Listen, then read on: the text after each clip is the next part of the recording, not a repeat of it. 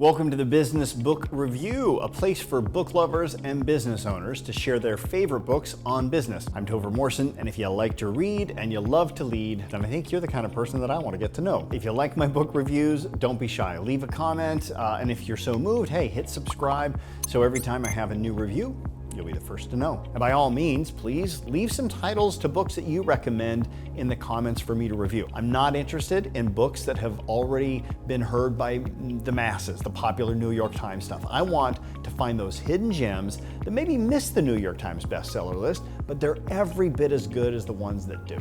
This episode's book is Everyone Deserves a Great Manager: 6 Critical Practices for Leading a Team by Scott Miller and contributions from Todd Davis and Victoria Roos Olson. If you lead a group of people, this book is for you. And especially if you have managers underneath you that manage teams, in my opinion, this book should be required reading for all of them. It's quite possibly my favorite book for management of all time. Now, it is not my favorite book on leadership, and this is a pet peeve of mine. A lot of books use the terms interchangeably, and in future episodes, I'll be happy to share my thoughts on what I feel the difference between the two is. But for now, just know, despite the subtitle of this book, in my opinion, being slightly inaccurate, the book is incredible. My dog, Macy, gives it 5 out of 5 head tilts. Am I right, Macy? Yep, she agrees. This book is broken down into 6 practices that every manager should be doing consistently if they want to become an effective manager. And as I go through them, you might even think that they sound sort of basic. But to your managers, they probably aren't as intuitive as you might think they are. Why? Check this out, because researchers in the Harvard Business Review found that on average, people take on their first leadership role around age 30, but they don't receive their first leadership training until they're 42. So that means that most companies out there in the world have people in their business for over a decade before they even get formally trained on how to manage or lead. That is shocking. And that's also why most people don't quit their jobs, they leave their bosses. In fact, according to the Gallup's State of the American Manager report, 1 in 2 employees have left a job to get away from a manager at some point in time in their career.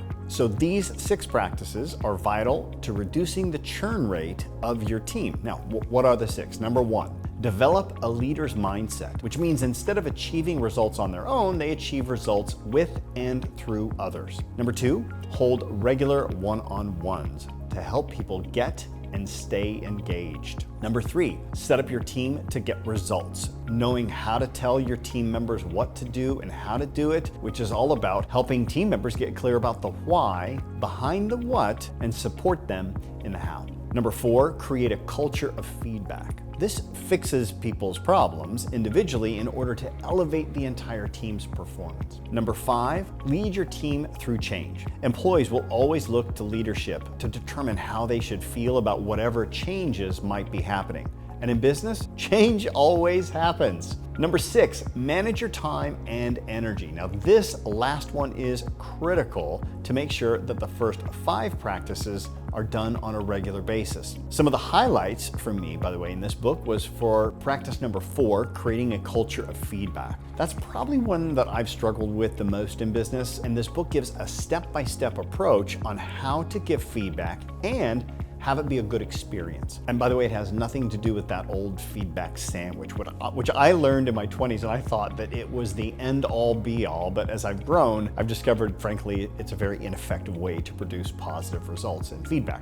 Here's some excerpts from the book that really stood out for me. Your first job is not to get results alone, but with and through others. You're still responsible for your personal deliverables, but they take a back seat to ensuring that your direct reports hit theirs while people on your team grow, learn, and even become leaders themselves. In other words, your people are your results. Leaders don't, in fact, create engagement. People choose their level of engagement, but leaders create the condition of engagement, for better or for worse. Most people think change is good, but only when it's their idea. Your job as a leader is to continually assess your paradigms for accuracy and ensure they reflect reality.